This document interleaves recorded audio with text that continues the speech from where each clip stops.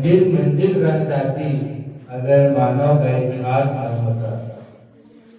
हम सभी जानते हैं कि आज हमारे स्कूल का अंतिम दिन है।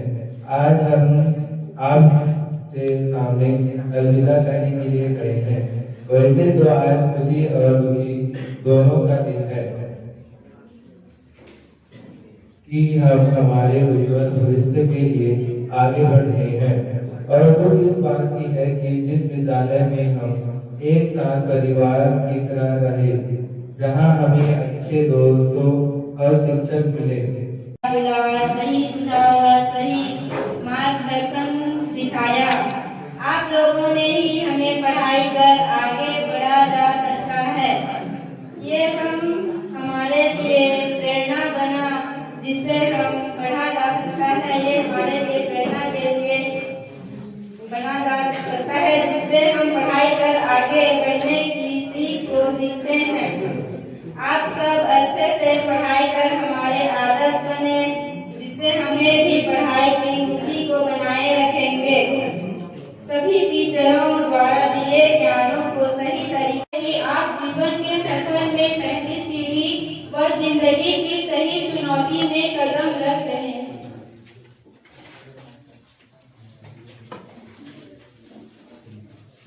आप सभी को मेरा नमस्कार। शिक्षक और विद्यार्थी कुछ भी करते हैं, शाला शिक्षक में मैं भी हूँ, तो उसके लिए हर वर्ष हमारा एक छोटा सा शायरी जरूर रहता है। तितलियां रस चूसती है, भौरे बदनाम होते हैं। विद्यार्थी चाहे जो कुछ करे या शिक्षक जो भी कुछ करे, लेकिन अंत में विद्यालय बदनाम होता है। मेरे प्यारे बच्चों, आप लोगों से मेरी गुजारिश है कि जिस प्रकार से मैं किसी परीक्षा फल संबंधी बैठक में जाता हूँ तो बड़े गर्व से इस स्कूल का नाम आपके लिए दिया जाता है। वहाँ का परीक्षा फल अच्छा है, कोई नहीं बोलता है। यदि 1% भी आपका डाउन जाता है, 100% से 1% भी गिरा रहेगा, उसका स्पष्टीकरण देना पड़ता है। जिले की ऐसी हालत है। आपके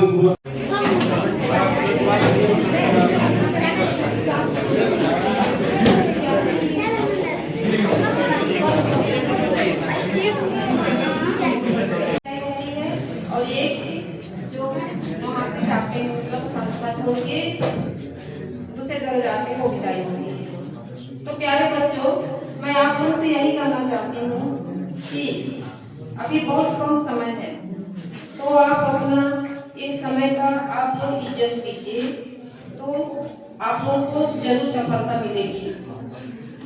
मुझे इस बात का दुख लगा, शुरू में नहीं बोल पाई मैं, क्योंकि जो 12वीं के बच्चे थे उनको एक बार कुछ भी काम करने के लिए कहा जाता था, वो मना नहीं करते थे। यहाँ प्यून नहीं थे तो दोनों बच्चे आकर के घंटी लगाते थे और बच्चे जो विद्यालय को बंद करते थे ताला, फिर ही जाते थे। भले ही पढ़ाई में आप लोग कैसे भी हो, लेकिन अन्य गतिविधियों में आप लोग आगे थे। इस बात पर मुझे खुशी है।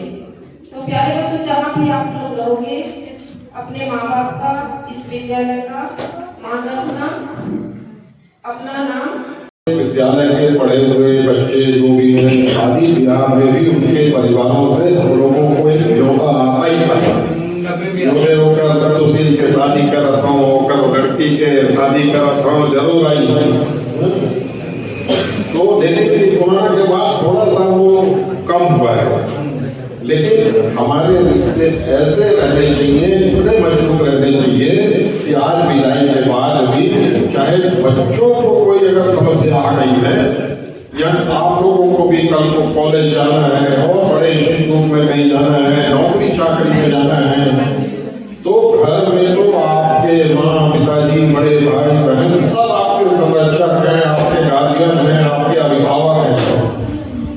लेकिन इस विद्यालय में आप लोग पढ़ रहे हैं, निश्चित रूप से यहाँ का हर, चाहे वो प्राचार्य जी हो, चाहे कल्पो मैडम हो, चाहे आप हो, या हम भी प्रबंध कमेटी के लोग भी हों, चिरू भगत जी हों, हम सब भी आजीवन, आप हमारी बेटी हो, बेटे हो, हमको हमारा ये दायित्व है कि हम आपको संरक्षण देते रहे।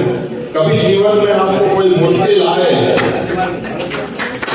कभी जीवन में कोई मुश्किल आए तो निश्चित आप लोगों को एक तरफ जो अपने माँ बाप को याद करते हो तो अपने स्कूल में जहाँ जहाँ पढ़ रहे हैं हम लोग उनको भी याद जरूर करिए। हम कितना कर पाएंगे सहयोग ये नहीं कर सकता, लेकिन हम तत्पर रहेंगे कि आपकी मुश्किलों का हम हल निकाल सकें। खाली हमारे बच्चों के लिए नहीं, हमारे स्टाफ के लिए भी है, किसी के लिए भी है।